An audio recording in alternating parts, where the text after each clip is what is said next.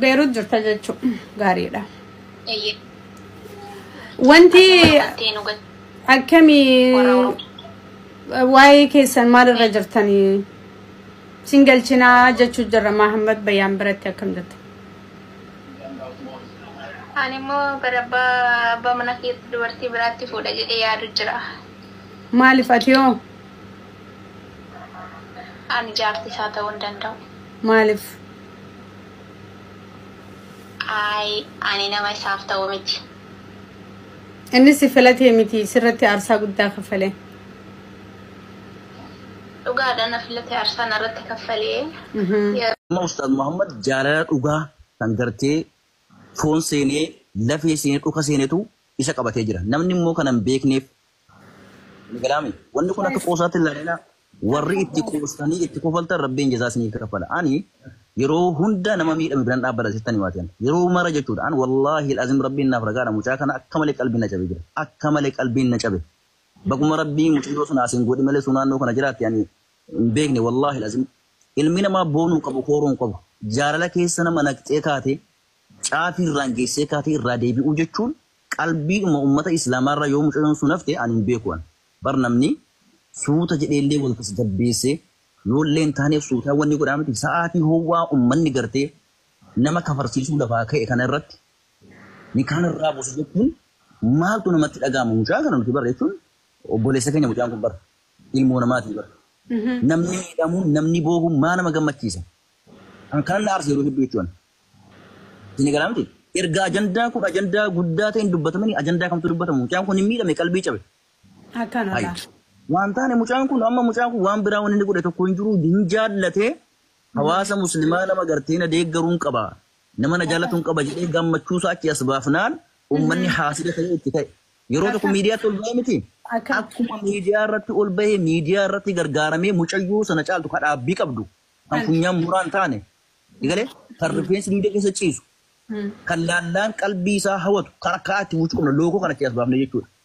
Makiinaa harri makiinaa 30-40 manni ajaa'ibaa ijaaramee fi akkana malee madaa mucaa kanaan fayyu yoo namummaa qabaatan kaa dhaabbadha. Kalas yoo namummaa isin dhagaame amma mucaan kun anamma namni akka biraan fagaanne ustaaz Muhammad biraa akka namni fagaanne ani jechuun qalbiin na cabu mucaan kun meebi waa fuuchuu faatu mala. Inni galaamti. Hamzaan galatoomii guys si wajji jirra jaa please Hamzaadhaan galatoomii si wajji jirra namni kumni sadii kun guutuun Hamzaa follow godha. Hamza galatoomii obboleessoo mi haala kamitti hawaasni akka jajjabeessuu qabu sagantaa akkamitti qabnaa fi isa wareersuu dhiisnee isa achitti maal akka goonu please hawaasa kee kana mari'achisi. Thank you so much.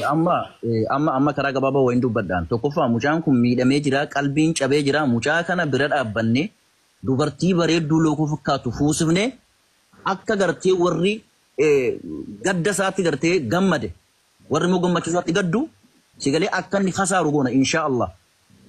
لا رسول الله عليه الصلاة والسلام دائما يرو كند رسولي يبغوني في الضعفاء جن نما لافا نما مسكينة نما ميت أبي برتنا وربادا يا رسول الله عليه الصلاة والسلام. مجانكم ميت أميرة خلاص جالتي أبي أمني أكو مقرتي تدول سنة كنو أمني كنو قال ما انقهته ونجرب بربادا ما أدبا سلام تو كنو أدبا سنة أقامدنو أدبا سنة قرو مجاك أنا نمي ربي جت برد أبتي أجي ربي رارقت أنكرا قوا كنو مجران نما قلبين شبه مكان إسا بدي أستاذمان الرافو لما إلاس دركا كفريت تجيسي ومن يكون أما سكين أبي يوش اللفتني جالالتن أنا بيجني والله لازم أنا كخيجت قلبي نقدر تقول جران نمداين أكمل جران أكن ولا فون أكن فكاتو زاسنزا علماء يتوجه نمتي والكنمتي أما جرجاسة في مسودة خسات سبه منا خيتت بنامي يوم منا همزة شجاب منا تكون مقاوعتي اسم مريضة علماء اسم جلايان أما أجندا متأخرنا شكوتين فرد أنورا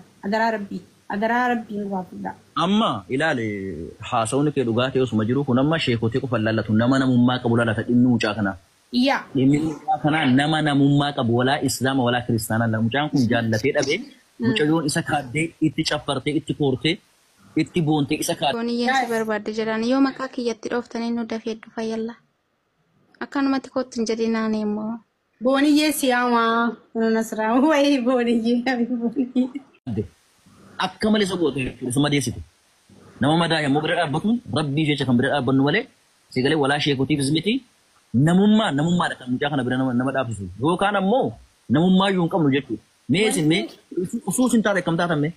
Mee of kana jeefi sheekha na ubadu ustaas waniin kana jeefi achi bayyinu dubbisi. Wacana bira jirus meeti qoobsaa gumaan gaafii gaafadhu maaltu jira? Gaafii wacana nuun gaafatin yoo siimi jedhe achi bayyi yookaan nama biraa nuufiti baabaariyaan nuufiti. Be akkaan achi ba'uuf kaa sababni wal geenyeef maali? Waan fardii taanaan achi ba'a. Booniyye Maammadii fi Booniyyeetu walii kuu barbaadaan ustaasa nu yaama. Walii kuutu wajjiree miidiyaa irratti hiiktaniisi.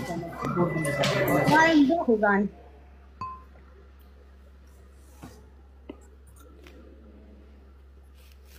Hamza. Nin dagaa bara eenyu mi'uuf na godhasa? Dhagee Hamza amma wanni gonni fedhu jiru dubbii tana uwwisuun feenu hawaasi miidiyaa irra quba qaba waan ta'eefi Mahammadiitu waan himachuu qabu barbaaduutu jira isinlee waan himachuu barbaaduutu jira Booniyye kanaa wal dubbisee yoo si mijjate baabaari adda waliin yaami. Dhagee nasraatii yakkiin jeete atillee ni beeytaa miti. Mahammadii jeebar maa bayyaaniitu Hamzaa fi ustaas baabaari ajjinaa yaami jechuu jira. Hayyee bareedaa. Dhagee ammallee. Lamaan qofa naan jee. Hayyee akkasuma yoo ta'e jara lachuu nuti keessaa waliin finneetti keessaa waan dubbatamu qabu dubbanna malee asirratti maka. Nama guddaa mi isaan waan isaan barbaadanii jira. Yaa.